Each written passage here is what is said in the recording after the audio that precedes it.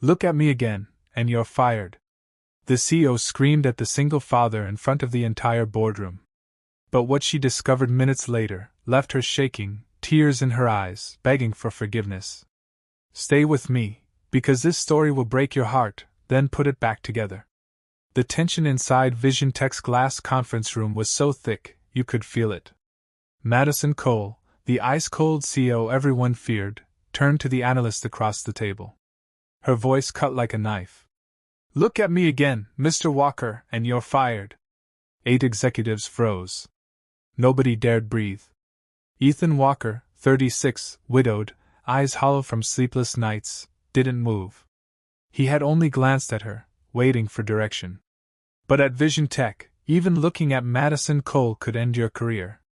I'm sorry, Miss Cole, he whispered. Sorry? You think that look wasn't defiance? She stepped closer, heels clicking like gunshots. You want instruction, Mr. Walker? Here's one.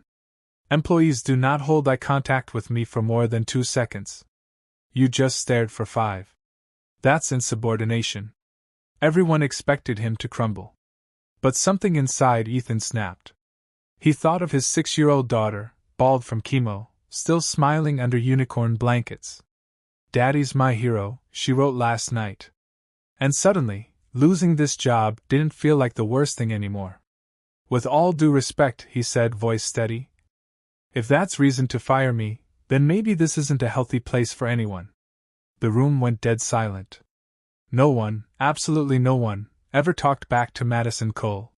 Her eyes flashed. My office. 6 p.m. Bring your things. He was done. Finished.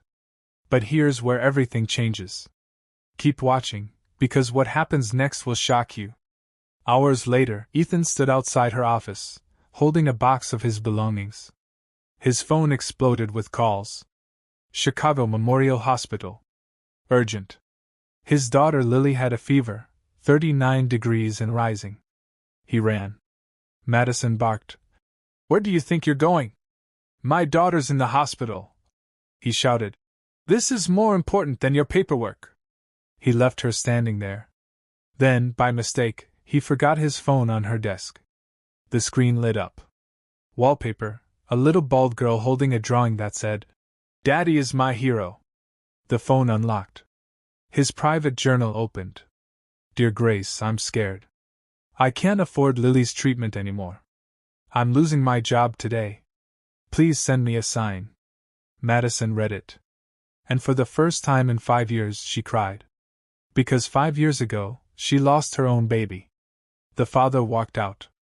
No heartbeat. She built an empire of ice so nothing could hurt her again. But now? She grabbed her keys and ran. Outside, Ethan was stuck in traffic, panic rising. A silver Porsche screeched to a stop. Get in, Madison said. She drove like a maniac straight to the hospital. They made it in time. Lily survived the night. And Madison? She never left the room. She sat by that little girl's bed until sunrise. 3 months later, Vision Tech wasn't the same. The scary CEO was gone. People smiled when Madison walked in, because now they trusted her. Every Friday, she visited Lily. The little girl called her Aunt Maddie. And slowly, something beautiful grew between Madison and Ethan, quiet, real, unbreakable. Then one day, Madison felt dizzy. Went to the doctor. You're pregnant. She laughed. She cried. She finally got her second chance. They married in the hospital garden. Lily was the flower girl. And a year later, Madison held her newborn daughter named Grace.